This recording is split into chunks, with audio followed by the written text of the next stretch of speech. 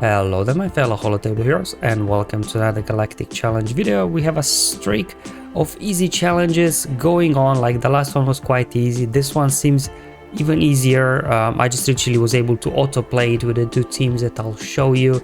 So hopefully you can replicate the same.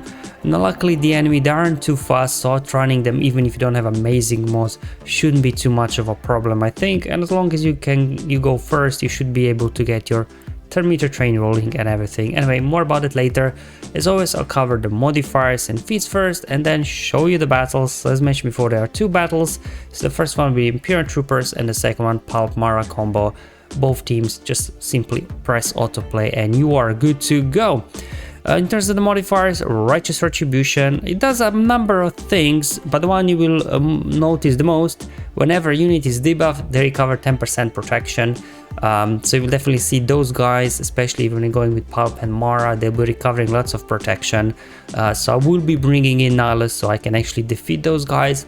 And you also have to be careful there, whenever a unit is defeated, another random ally takes a bonus turn.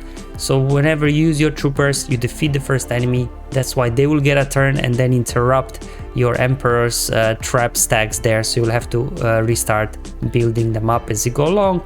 And you know, we'll be bringing in Veers for ability block, Death Trooper for cooldown increases, so you know, when they get a turn, all they'll be able to do is basic attacks, so not a problem.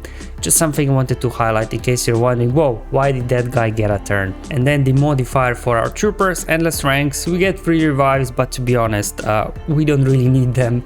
We'll be running 10-meter train.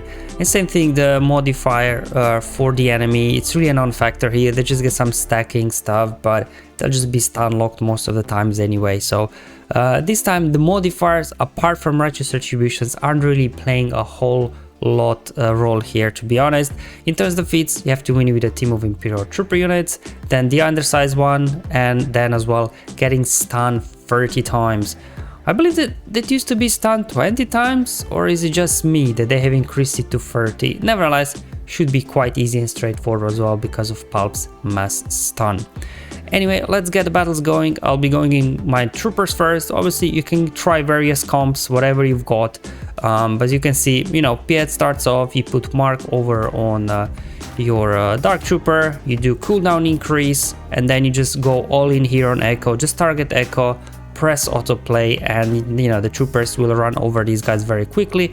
The reason why you want to go after Echo first, because remember, whenever you defeat somebody, another random ally will gain a bonus turn, so you don't want Echo gaining a bonus turn and dazing your troopers. That's why you want to target him first. And the other guys, there you go, we got them ability blocked, Death Trooper increased their cooldowns, so they weren't really able to do a whole lot. We get to apply Death Mark now that we defeated the first enemy, and you know, these guys can't really do a whole lot anymore. They are quite durable, but luckily like, troopers aren't applying that many debuffs, so you should be good to go. Oh, just when I said it, their Death Trooper put a stun, so you can see that little bit Righteous Retribution global modifier here, healing up the team a little bit. They recover some protection, but luckily obviously Dark Trooper on his basic, the big head, he doesn't apply any debuffs, so he should be able to punch through these guys quite quickly. Healing immunity helps as well, obviously, stopping that recovery protection from the modifier. Just Omega left. There we go, Retribution doing the work, got some counterattacks, couple of saves, and down goes as well. So that's how easy it was here with the troopers. Just target their Echo and press autoplay. From one autoplay team to another autoplay team, we got Palp Mara. Like Mara, even if she's low gear, it doesn't even matter. As long as she gets a turn, she'll start going, and then Palp will start going, and that will be pretty much the end of everything.